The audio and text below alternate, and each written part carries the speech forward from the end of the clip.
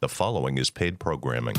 Welcome to Something More with Chris Boyd, certified financial planner practitioner and founder of Asset Management Resources, LLC, a registered investment advisor firm. We call it Something More because we like to talk not only about those important dollar and cents issues, but also the quality of life issues that make the money matters matter. Here he is, your fulfillment facilitator, your partner in prosperity, advising clients across the country, your host, J. Christopher Boyd.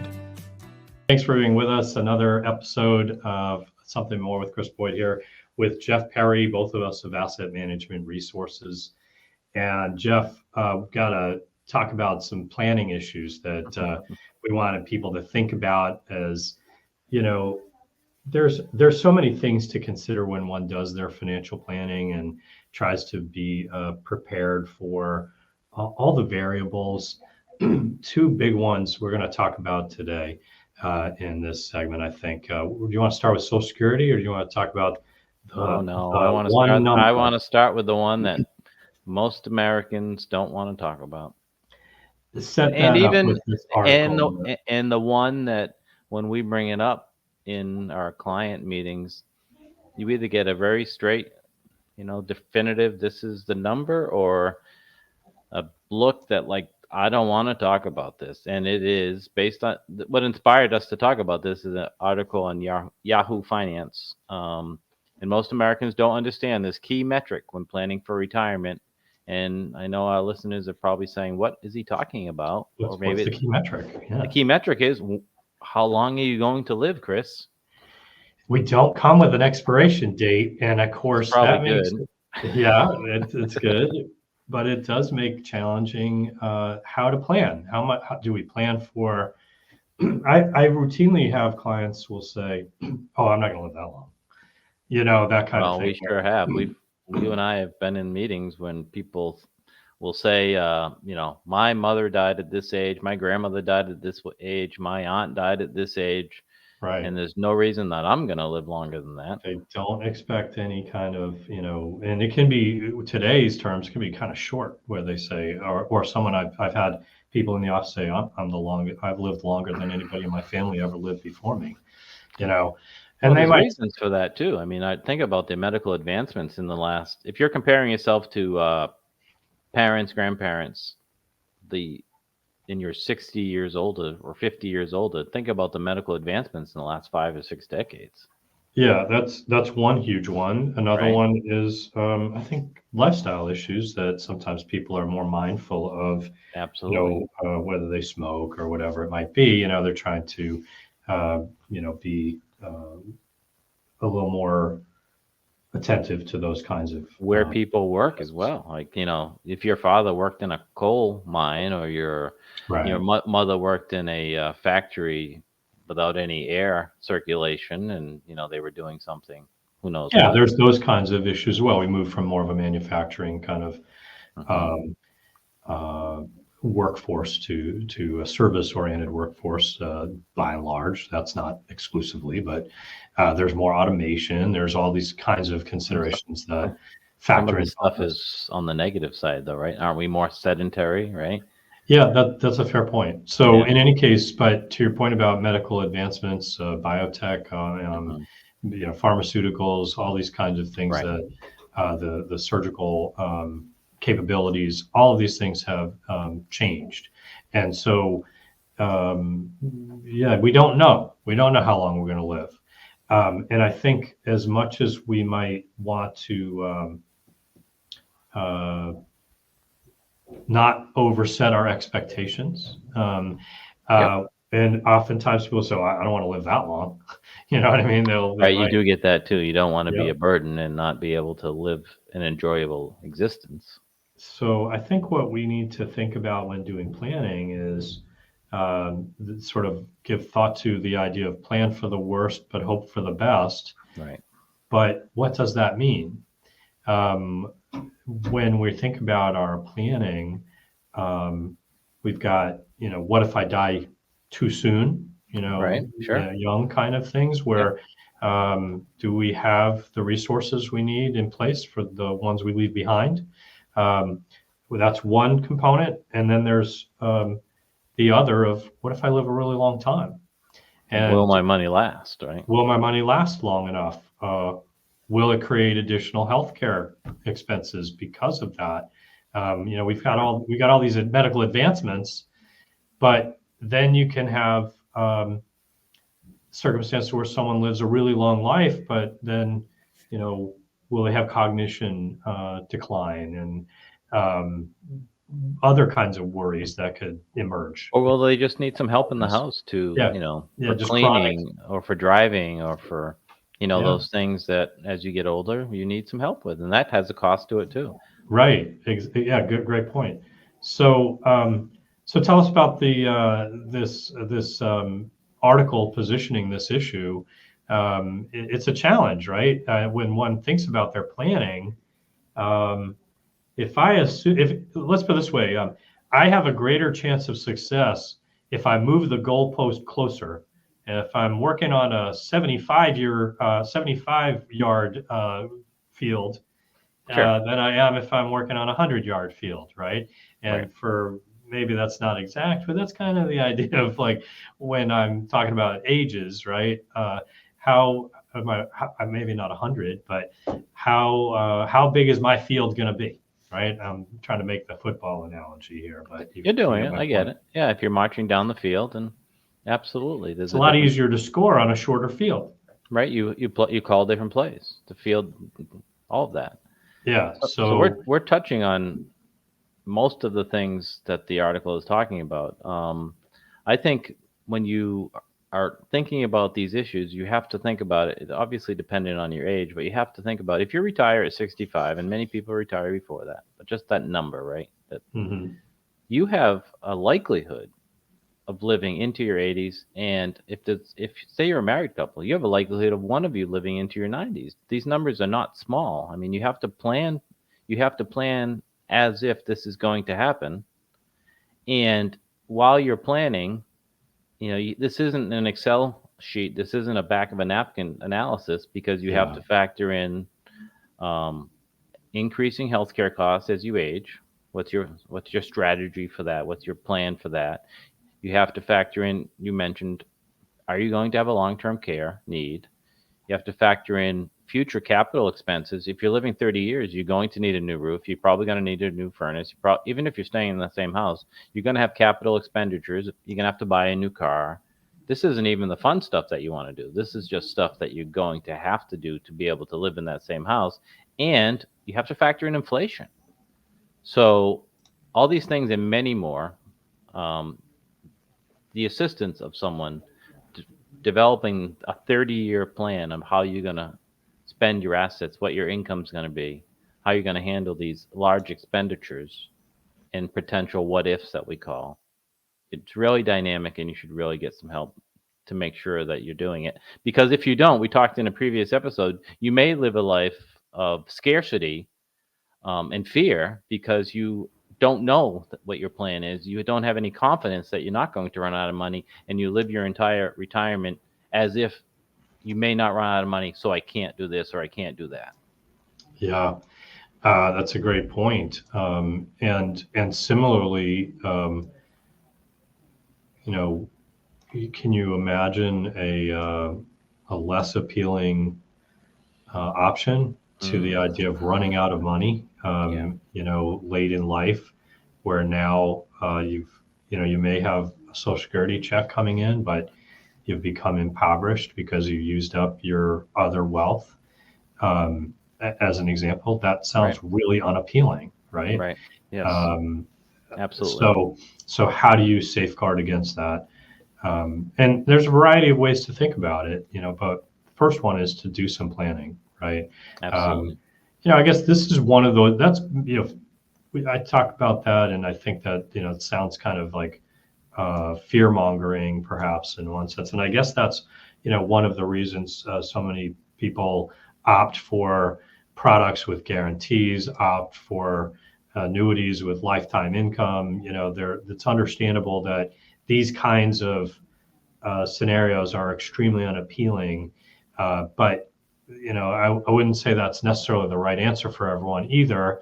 I think it's a matter of just getting your planning in place to start with, to make sure that you are in a position where you know what the risks are.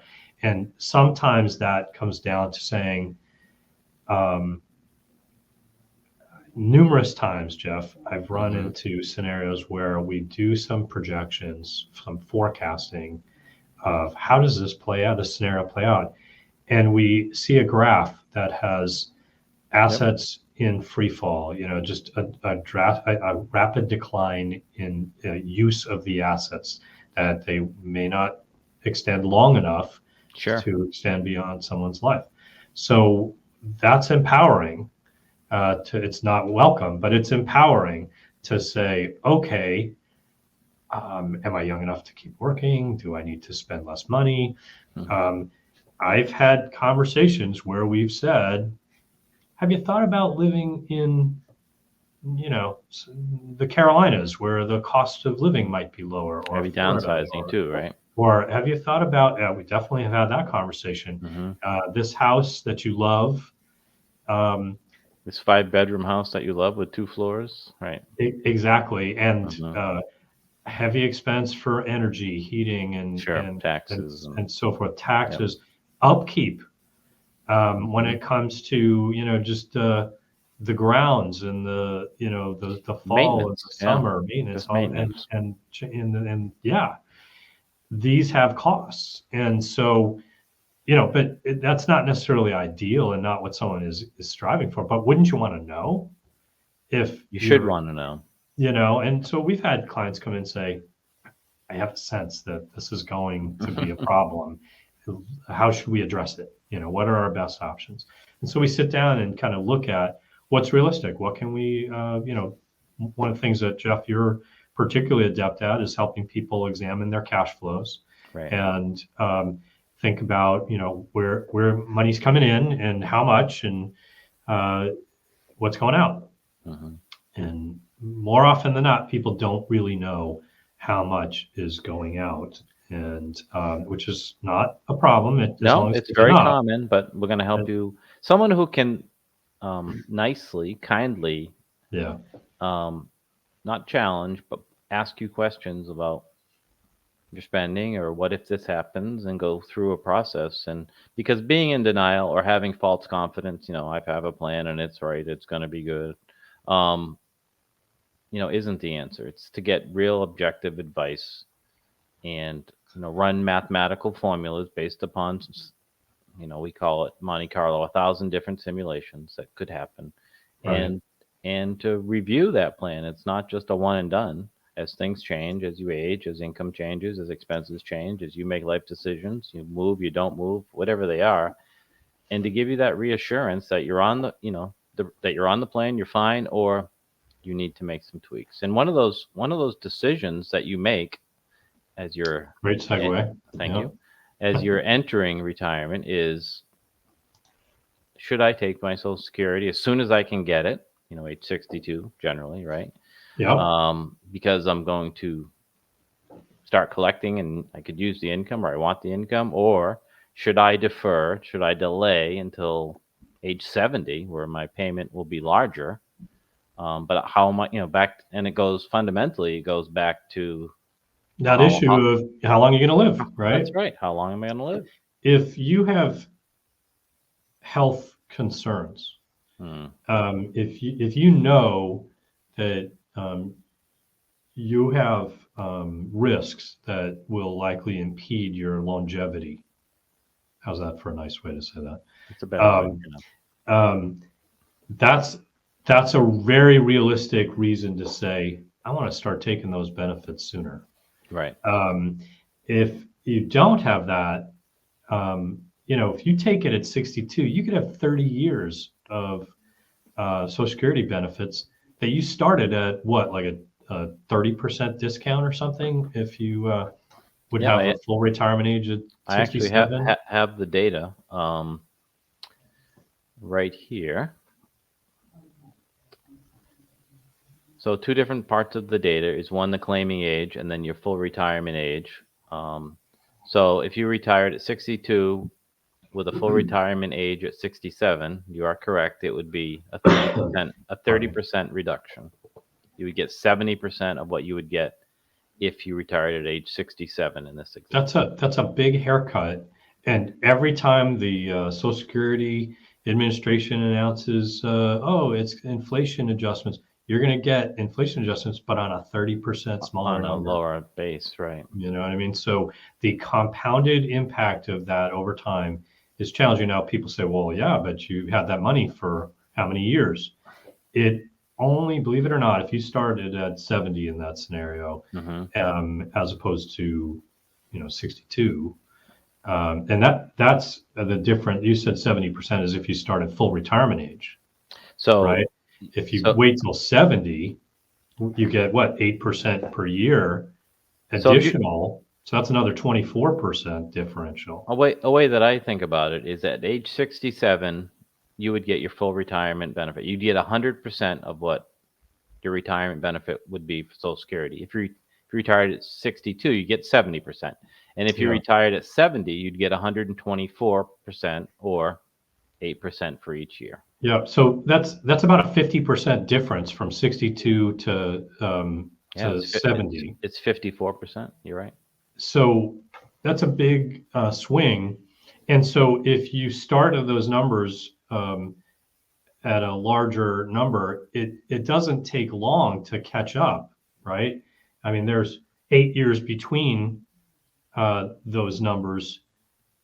The calculation, it takes maybe 8 to 10 years, whatever it is, to overcome that lack of not having that smaller benefit over years, where you end up catching up and then you end up with more. So if you end up living beyond 80, 82, somewhere in that range. Yeah, I have that as well. So if your full retirement age is 67 and you take it at 62, the crossing point where you should have waited, right? Yeah.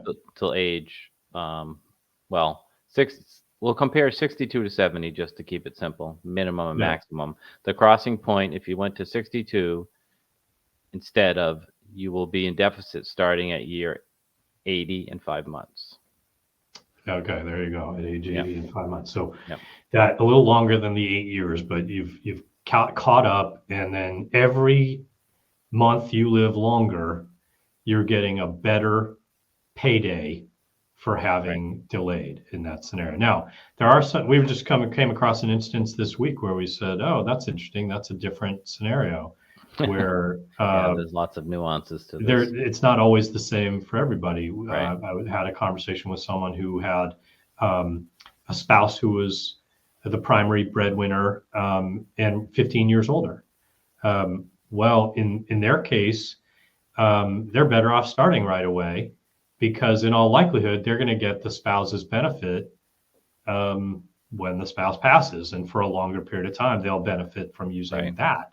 So starting right away made sense, right? But that's an oddity, I think. It is. But you do need to look at these things with an open mind, and each circumstance is different, but and if you're still working, which is a big variable in that 62. Big variable. If you're still working, don't claim it just to get your hands on it, assuming other things. Yeah, talk about that. But just short on time here. But if you're working, Social Security is the highest of your 35 years of working. So if you have some zeros that you're replacing, or you have some really low numbers that you're replacing, your Social Security benefit isn't only going to be higher because you waited. Your benefit will be higher because you can have higher average 35 years. Yeah, good point. And let's face it, you tend to have higher breadwinning numbers on this end than at the beginning.